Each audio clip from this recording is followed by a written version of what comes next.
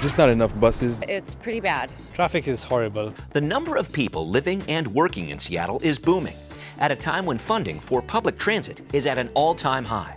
So why are transit advocates feeling angry and frustrated? Right now, it's just kind of like we're all in a pickle. After helping to pass the Move Seattle levy in 2015, activists say the city's Department of Transportation is backpedaling on its promises. We're going to now figure out how we got here and what we can do to make it better. How can the city rebuild public trust while dealing with budget overruns and work stoppages? It's getting more expensive. Our panel weighs in.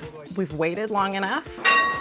Trying to stay on track as Seattle enters 3 years of major traffic and transit challenges. Next on City Inside Out.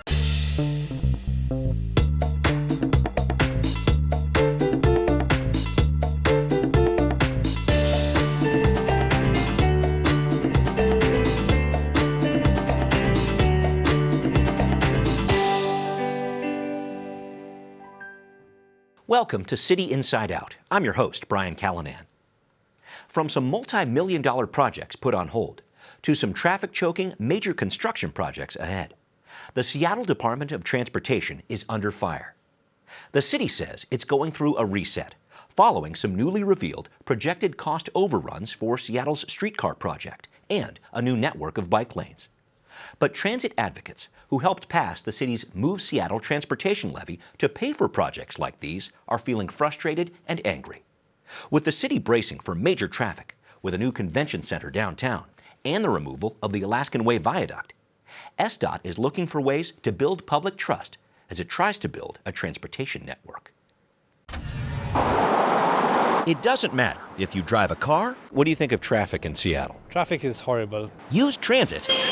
The light rail is overcrowded and the sounder train is unreliable. Or commute with your own 2 feet. Is it a mess? It's a mess. Public opinion of Seattle's transportation system is... There's room for improvement. Multiple bombshells have shaken commuters in Seattle this spring. Mayor Jenny Durkin is proposing a reset on the priorities of the voter-approved Move Seattle levy, meaning a delay for a long-planned bike lane on 4th Avenue and other projects. Plus, the mayor has halted work on the Seattle streetcar project, already under construction, following news of a major cost overrun. Right now, we're looking at a $23 million deficit. City Council did not receive accurate information. Budgeting should be equal. Phyllis Porter, co-chair of Rainier Valley Greenways, and the transportation advocates she works with are beyond upset. I hear it every day now. We're being lied to again. Porter helped gather support for the $930 million Move Seattle levy in 2015, the largest levy in Seattle history, to increase bike and pedestrian infrastructure and add 7 new rapid ride bus lines. The grassroots has spoken. Now those projects will be reevaluated, following SDOT's discovery that cost estimates made under former director Scott Kubley were not enough to meet the levy's commitments. For example, bike lanes, originally expected to cost $860,000 a mile, have actually cost $12 million a mile on 2nd Avenue. If you make a promise, whether it came through this administration or the other administration, I feel like it needs to be honored. But SDOT says the situation has been further complicated by delays in federal transit funding under the Trump administration that could take away hundreds of millions from city projects. There's so many things that can be done. Alternative transit champions like Phyllis Porter don't know where to turn. If we start to advocate again and we do the work again, are we going to be let down again? Right now, I think people are a little bit frustrated. They want to know that what they voted for is going to continue to be implemented. Dawn Schellenberg is the community engagement liaison for SDOT, who's hoping the new funding revelations will help improve public trust. We have to be transparent, we have to be inclusive, and we have to show that we are making progress. But the clock is ticking for the city. In 2019, when construction of a new $1.7 billion convention center begins, 30 to 40 buses a day will be kicked out of the transit tunnel onto our crowded streets. That same year, the Alaskan Way Viaduct is set to come down, meaning buses carrying 30,000 passengers every weekday will hit the streets too. These are just 2 of 20 major projects from now through the year 2021 that add up to what engineers call the period of maximum constraint. We are probably all going to have to rethink how we travel into the downtown. There's a lot of rethinking going on in an ever-growing city. With a new administration hitting the pause button, on some major transportation improvements that commuters have been expecting for years. I don't think that we were prepared for the influx of people that came here. Am I upset that all the work that we've done is going down the drain? Yes. It's always appropriate to take a look at how we are spending our dollars and to see if we could do it more effectively. While this could be an uncomfortable time, I think that we can come out of it better. And joining us to discuss this issue further, we have with us City Council Member Mike O'Brien, the Transportation Chair of the Council. Good to have you, Mike. Thanks for having me, Brian. And there we go with Brie Gyncild. She is with Central Seattle Greenways, was also on the One Center City Advisory Committee. Brie, good to have you too. Thank you. And we also have Keith Kyle, the Executive Director of Seattle Subway. Keith, good to have you as well. Thanks. And we have Casey Gifford on the Seattle Bicycle Advisory Board. She's the co-chair there. And we will start with Brie. Here we go. I'm going to start with you on the topic of Move Seattle. Mayor Durkin has called for this reset of this $930 million levy. It's not exactly clear what that means yet, but some added transit buses, bike lanes, a long list of projects that organizations like yours helped get out the vote for, they're now getting reevaluated. What is your opinion of this reset? How does it affect public trust of the Seattle Department of Transportation? Well, it's problematic. Mostly it's problematic because it sort of came as a surprise. I don't actually have any problem with accountability, and I think it's appropriate to check in periodically and see how we're doing with the promises we've made and see what works out with the budget. The challenge comes when you don't keep the public apprised as you recognize shortfalls. And there is an actual levy oversight committee that has not been fully informed as they've been going along.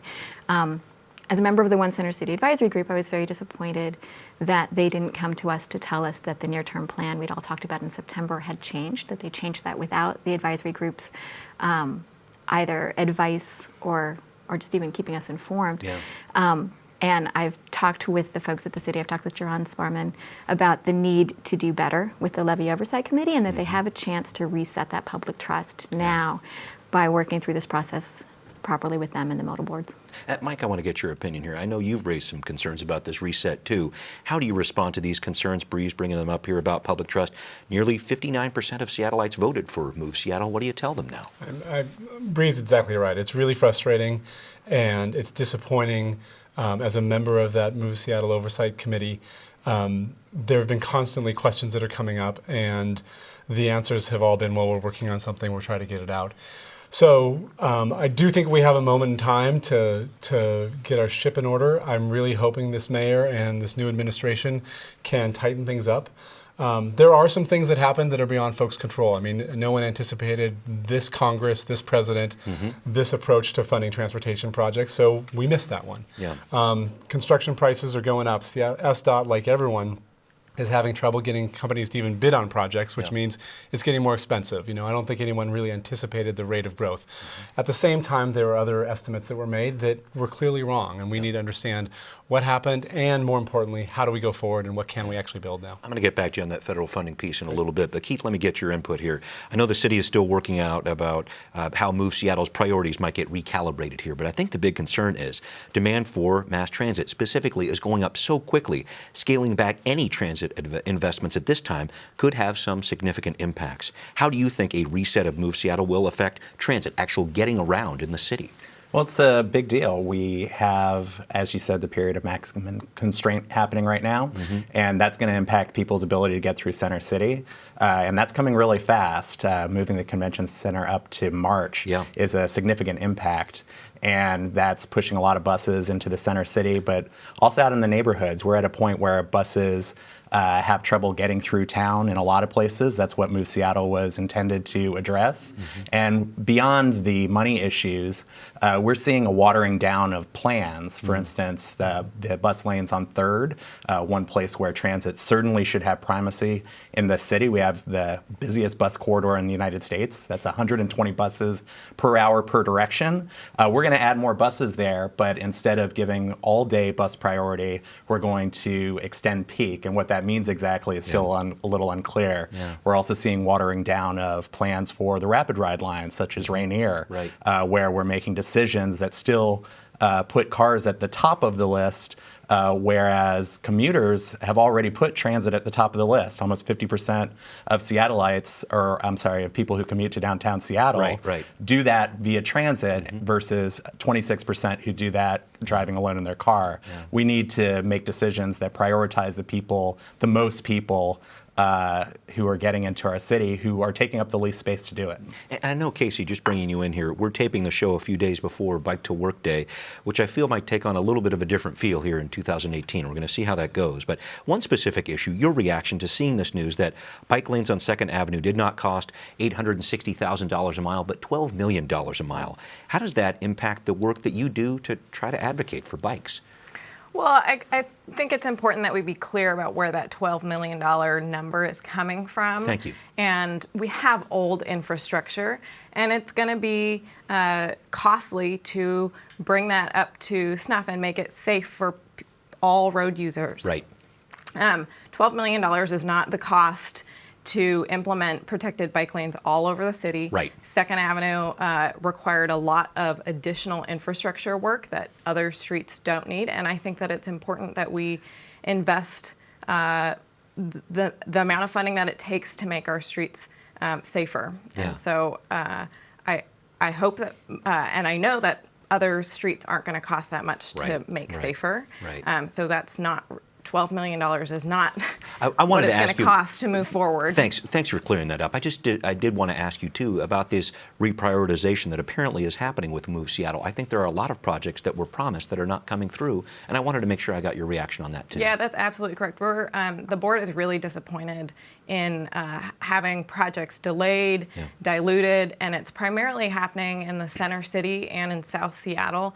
These are areas where if you look at maps of where collisions are happening, it's in these areas, and it's really important that the city meet its promises that it made. We waited for 2 years for this one center city process to go through, and then we had 4th Avenue and Pike and Pine taken away or delayed by 3 years. Right. And we've waited long enough. Yeah. Collisions are happening, and we need this infrastructure in a timely manner. Thank you for that. And Mike, I'll head back to you. I know we're hearing it with bikes. I'll shift a little bit. We're hearing about it with the streetcar too, some unforeseen costs that the city has been hit with. While it may seem prudent to hit pause on some of these things, like an over-budget streetcar, I've also read that delaying these projects can sometimes cost even more than finishing them. And it sounds counterintuitive to me, but I think this is kind of where the federal dollars come in too. Yeah, I mean, there's a confluence of things happening here. And one is that we do have a new administration. So this mayor came in and got a new head of the Department of Transportation. Yep. So they may have slightly different priorities. And so they're asking a lot of questions, which is totally fair and appropriate for a new mayor to do. It appears that they're finding things in the department that maybe happened that where information wasn't shared appropriately. We're still kind of waiting to hear the outcome of that, so I don't want to jump to conclusions. Yeah. But this mayor may want to go in different directions based on kind of a new set of reality that we face. And so there is this uncertainty right now because we don't know exactly what she plans to do with the streetcar. Certainly putting on a pause likely, it certainly messes up a very tight construction schedule that is happening. And so I think the reality with that pause is it's going to be a significant delay if it goes forward at all. With the work on the Move Seattle levy, similarly, we had a briefing in committee yesterday. Okay. It's probably going to be another month or two before we hear specifics on which programs are going to cut, how they're going to adjust to those, what the cost changes are, and what we can expect for the next 6-7 years of the levy. Okay. Keith, let me draw you in here, because I know David Cole, formerly on the Seattle Subway leadership team, wrote about this issue recently in The Stranger, and I'm focused on the streetcar here. He pointed out the streetcar has had some challenges, but it can be an important link to different modes of transit. How does hitting the pause button, in your opinion, impact the streetcar, short-term, long-term, in our transit picture? Yeah, please? we see the pause as being penny wise and pound foolish. I don't think anyone questions whether we need more capacity through downtown Seattle. We all know that we do. And we fought back in 2012 to make sure that this streetcar was higher quality than the streetcars we already have. This streetcar is going to be center lane exclusive. It's going to get through downtown faster than anything other than the bus tunnel once it's built. That's a key distinction that a lot of people don't understand about this streetcar because they're used to what we have, which are streetcars that can get stuck in traffic with everything else. Sure. So everyone knows we need to do this. Everyone knows that construction costs are going up rapidly. We're a booming city. So We're questioning what the outcome that we're looking for by pausing the project is exactly. If there's some question of malfeasance, we certainly would want that to be raised. But we need the streetcar. We need to keep moving on it. And originally the streetcar was supposed to be mitigation for the viaduct coming down. Right. So now that's not going to happen. But we still need the streetcar. We're talking about 24,000 riders a day when it opens. That's for the entire streetcar line. That's a significant boost. It makes both of the other streetcar lines better by existing. It creates more connections. And we're talking about 35,000 riders per day by 2035. That's substantial people moving power through downtown Seattle. Thank you for that. Casey, I wanted to make sure I threw in a twist here because I know the mode of cycling is not always compatible with the streetcar. In 2016, very unfortunately, Desiree McLeod was killed as her wheel got stuck in a track, and I know you're very aware of that. How do you feel about this delay in the streetcar project? Some cyclists have had some issues with it. They've called it a death trap before. How do you look at this? Well, I think it's important that the city have good infrastructure for all types of modes and allocate the right-of-way, as you had mentioned, to represent the users that are coming into downtown and our city's priorities. We have outlined in plans that have gone through processes that and council has approved these plans, yet we continue to allocate a greater share of our right-of-way to private vehicles. And so I think it's about allocating more right-of-way to the modes that we want to see more of. And perhaps working on this design in some way for the streetcar to make it more bike-friendly. I know that's been a big piece Absolutely, for a lot of advocates. Okay, thank you for that. Brie, I'm going to head to you. And I know in hearing some of the back and forth on this, it can get a little chippy sometimes. One mode not always agreeing with the other here, people in cars feeling like they're being picked on. How do you bring people together so it is not combative? I know it's sometimes hard even to get every transit advocate on the same page here and rally around the same priorities. I actually think it's really important to remember that none of us use one mode only, right? That's For one thing, important, we're all pedestrians at some point. And that's the mode that often gets overlooked in our city. It's often an afterthought as to how to include pedestrian safety. And we also know that walkable neighborhoods, a walkable city is important for everything from climate to community engagement, right? So just remembering that we all have that in common is, I think, very important. The other piece, I understand that whenever people are scared of change, right? And we are creatures of habit, and anytime we're asked to change our habit, it's a little unnerving, and we can become defensive. But I think it's important to recognize that we've spent close to a century prioritizing private vehicles in our city at the expense of people. And that while we have a city now that has started to talk the talk and has talked about prioritizing transit and walking and biking, often the fear of backlash from people who drive keeps us from the bold moves that we need to make.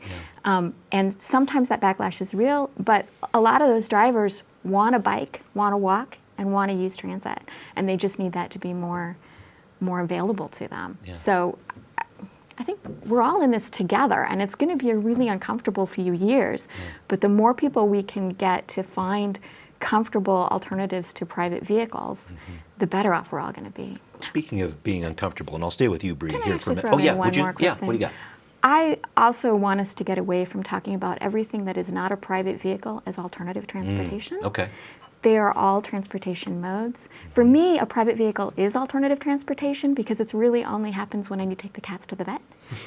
So walking is my default. Everything else is sort of an alternative. All right, seeing how the cats aren't here, I want to make sure we get their input on this, but we're going to leave that aside for a second. Brie, let me stay with you because I know I'm working towards this period of maximum constraint. And I know you've been working a lot on this, trying to find solutions for this convention center project that's going to be starting up very soon here. I know you've done some of the work to try to help make it into something that would be... Are you talking about the community package? Exactly, yeah. Okay, yeah, that's where I'm going. Yes, I'm very proud that I was part of the Community Package Coalition, Central Seattle Greenways and Seattle Neighborhood Greenways, as well as Cascade and First Hill Improvement Association and Capitol Hill Housing and Housing Development Corps, and I'm leaving folks out. Yeah, we worked together to ensure that the public benefits package for the street vacations that the expansion requires is actually meaningful and will provide some good transportation and housing and open space opportunities for people in the community. I don't know what else to say about that except that we're just very excited that it all happened, and it happened in large part thanks to help from council. Okay. Mike, I know you've had some concerns about the convention center deal. I wanted to ask you about this. Did you get enough from this deal, or how do you move forward now? I was fighting for a delay in them moving the buses out of the tunnel for 6 months, and I lost that fight. Yeah. But the work that the community did when they came together to negotiate on behalf of the residents with the developer was brilliant. It was a lovely model. It's what we're trying to incorporate in all street and alley vacations going forward. So that model was amazing. Once that work comes to council, we build on that work, and we have a little more comprehensive look we have to do. It's citywide. What does this mean?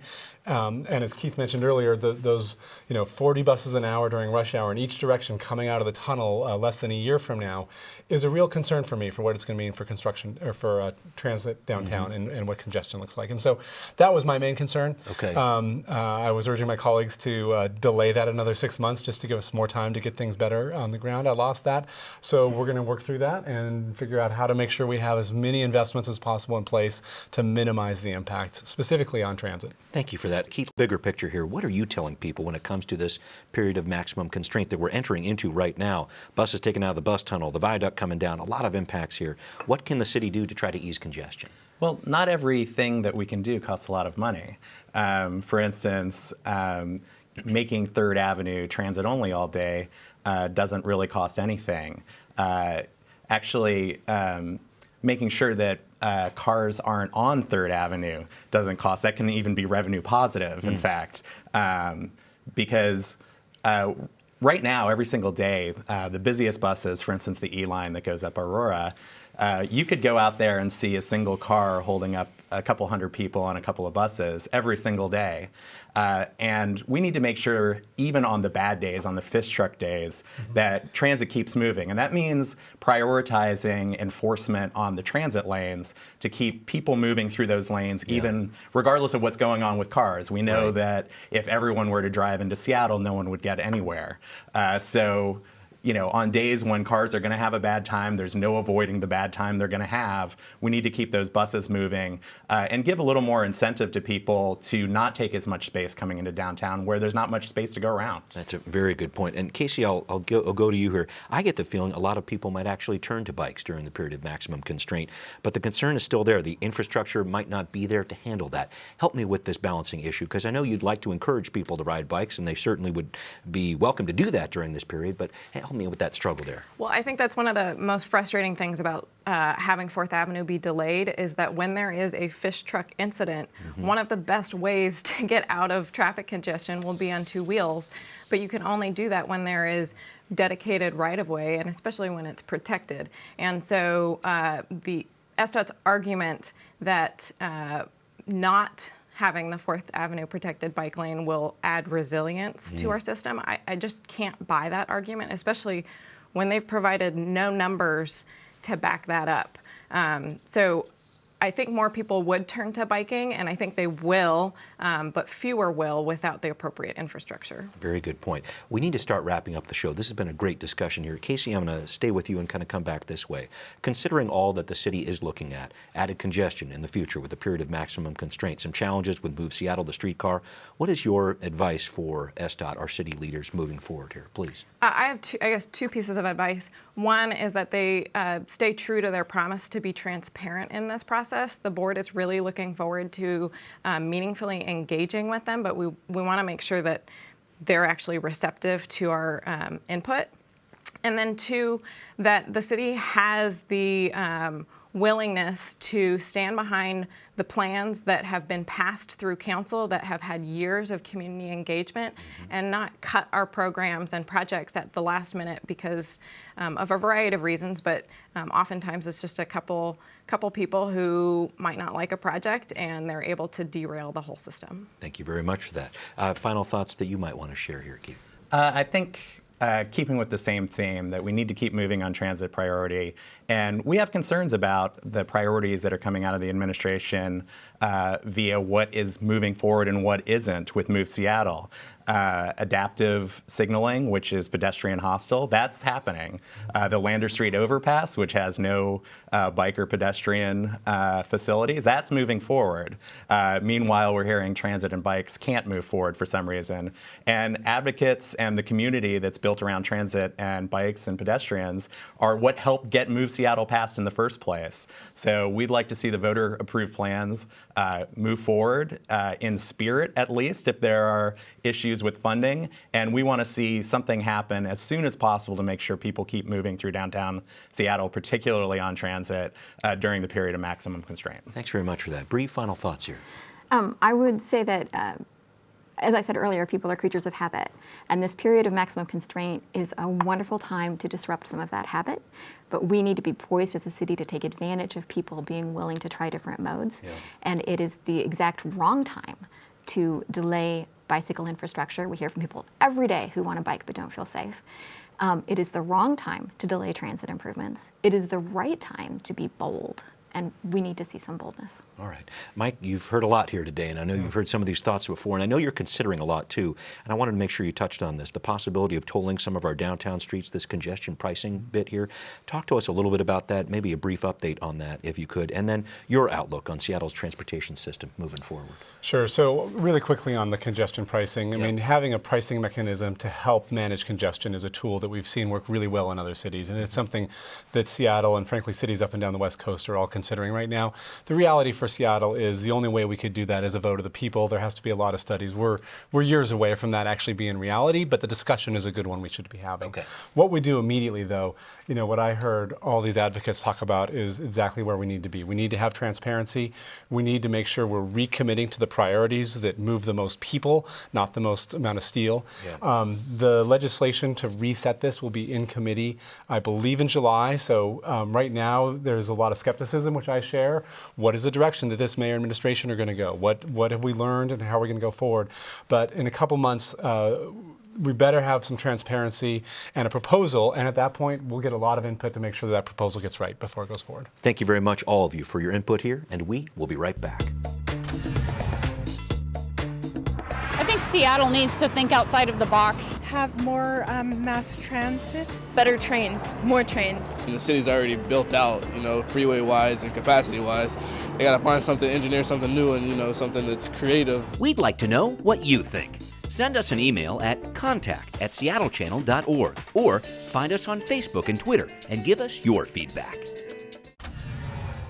Before we close today, it's time for our weekly CIO poll. Will the city be able to manage the traffic crunch expected in the next 3 years? Yes, no, or are you undecided? We want to know what you think. Cast your vote and send us your comments at our website, seattlechannel.org/cityinsideout. While you're there, you can watch our programs online anytime. Well, we've come to the end of our 16th season here at City Inside Out. From picking Seattle's new mayor, to a controversial employee head tax, to the fight over King County's new youth jail, there's been no lack of stories to bring you. We're going on a summer break, but we'll be back this fall with more in-depth coverage of local politics. Thanks to a great crew at Seattle Channel. I hope you join us then.